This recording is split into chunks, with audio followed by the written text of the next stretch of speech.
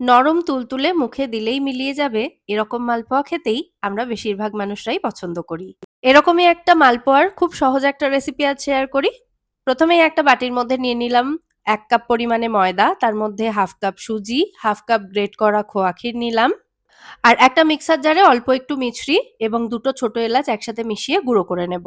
এই মিছরি এবং এলাচের গুঁড়োটা এর মধ্যে ২ টেবিল চামচ মতো দিয়ে দিলাম। তারপর সমস্ত উপকরণ প্রথমে শুকনো অবস্থায় ভালো করে মিশিয়ে নিয়ে অল্প, অল্প করে লিকুইড দুধ এড করে একটা পাতলা ব্যাটার আমাদের তৈরি করে নিতে হবে। মানে খুব বেশি পাতলা বা খুব বেশি ঘন কোনোটাই কিন্তু হবে না এই ব্যাটারটা। মাঝামাঝি কনসিস্টেন্সির একটা ব্যাটার হবে। আর মালপোয়াতে মৌরির ফ্লেভারটা কিন্তু খুব ভালো লাগে, তাই ১ টিস্পুন মতো মৌরি দিতে ভুলবেন না। সমস্ত উপকরণ ভালো করে মিশিয়ে নিয়েছি, তারপরে এই ব্যাটারটাকে ১০-১৫ মিনিট এভাবেই রেখে দিতে হবে।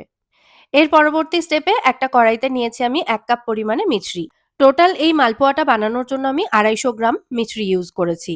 মালপোয়ার ব্যাটার বানানোর সময় কিছুটা দিয়েছিলাম আর বাকিটা এখানে দিয়ে দিলাম।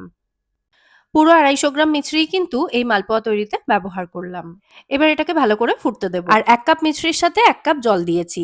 জল এবং মিছরি একসাথে ভালো করে ফুটিয়ে নিয়েছি। যখন দেখবেন মিছরিটা সম্পূর্ণ গলে গেছে জলের মধ্যে, তখন থেকে ৩ থেকে ৪ মিনিট ফুটিয়ে নেবেন আরো, তাহলেই সুগার সিরাপ রেডি হয়ে যাবে।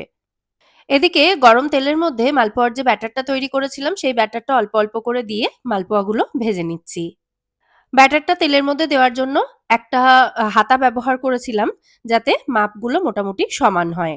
তো মালপোয়াগুলো চারিদিক থেকে ভালো করে ভেজে এগুলোকে তুলে ডিরেক্টলি কিন্তু সুগার সিরাপের মধ্যে দিয়ে দিতে হবে।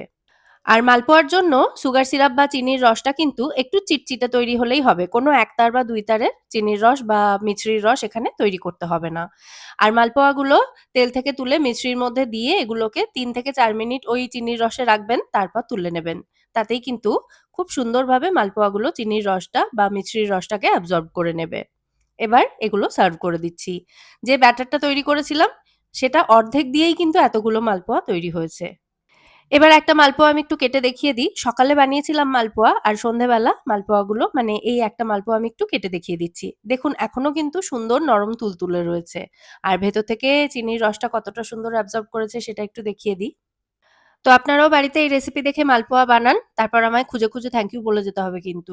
তখন খোঁজার বদলে এখন কিন্তু একটা কমেন্টও করে দিতে পারেন।